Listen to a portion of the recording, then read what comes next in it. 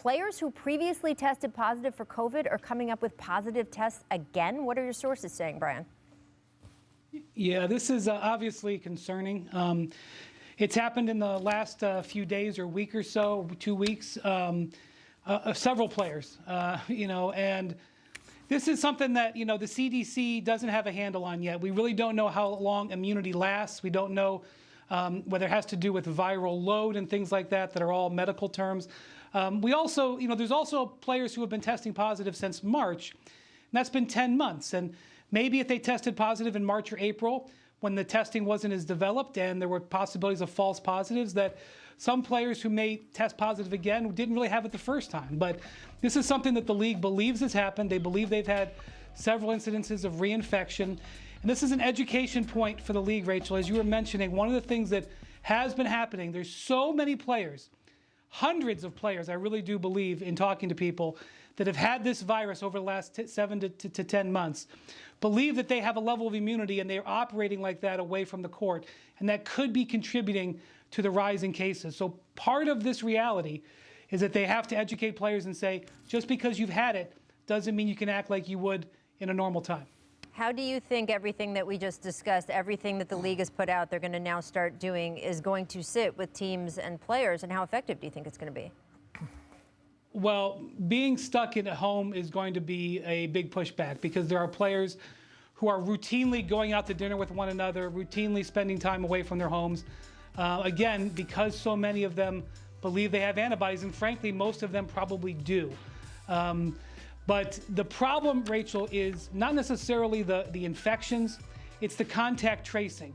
It's when one player on a team becomes positive, it's that 6 or 7 others have to be shut down, and now you're shut down for a week for that, and you're missing all these games. Obviously, they're worried about infections, but they're also trying to limit how many guys get affected so that maybe they can survive, but they can keep playing through a positive test, one on a team, as opposed to shutting down most of the roster. All right, I want to bring Richard and Paul back into the conversation. So given everything, Richard, I mean, you remember the first month or so of lockdown in most states around the U.S. You were not supposed to go outside for anything, and that is basically, except the grocery store. And that is basically what they are telling players the rest of the season is going to be like until they're vaccinated. How would you guys react to this if you were still playing today? Well, one, let me compliment the NBA first. The fact that they're not trying to rush to the front of the line to get all of their players vaccinated, that's step one, because this is costing millions of dollars. They dedicated a ton of money to get all of the stuff done in the bubble. So it's like, they're like, hey, no, it needs to be first for, for our first line people, healthcare workers, those are the people. That being said, the contact tracing, I don't want to say it's too much, but there's no way it's like, well, you guarded him, so you need to go away, because they have testing that. That's rare. I will say the Bradley Beal, Jason Tatum thing is rare. They haven't done that as much. Yeah, but that looks like where it's going. They're trying to okay, well, maybe if we put you away, then it's like, yo, everybody was guarding Jason Tatum, right? So it's like you have to only do it when someone tests positive. When you're trying to sit players down and trying to do this stuff, it's going to add more, because now I understand contact tracing, but you can't do it when you're playing games to this extent. Yeah, it's kind of contradicting. You know, I go into a game and I'm playing them all game, but I go on the protocol for talking to them after the game. And so, but this is a big concern for me because I know people that's been affected by COVID-19, and, as the cases grow, people are dying out here. So if I'm a player, this not only affects the player, but it affects, family members if you're around them, kids, people you're close to.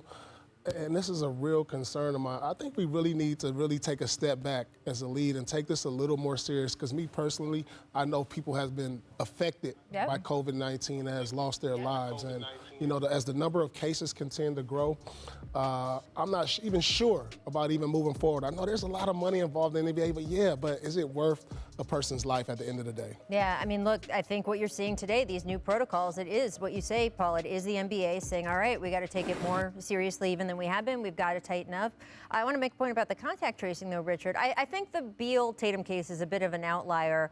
Most of what we've seen with the contact tracing guys who have been out of games have been teammates, right, who have been in close proximity without a mask to a teammate who tests positive. And basically what these new rules today are basically forbidding is any of that kind of contact. Yeah. So that if in the future a guy tests positive for COVID, at least within the team functions, and they can't help it if two players get together at someone's house to hang out. They're telling guys not to do that. But within the team, they can say, look, one guy got it. No one else has to sit because no one else was around him without a mask outside of the game itself. And even on the benches, they're telling guys to now wear masks. Yeah, but this is the issue with it. We knew that this was going to happen. So I just think that for us to be shocked that, like, how are we going to, and I agree, like, we should have, the step back should have been before we took a step forward. Look at football, look at baseball, look what's happening in college. We knew that this was going to be the case. So 72 games, that was kind of a stretch there, right? They wanted to.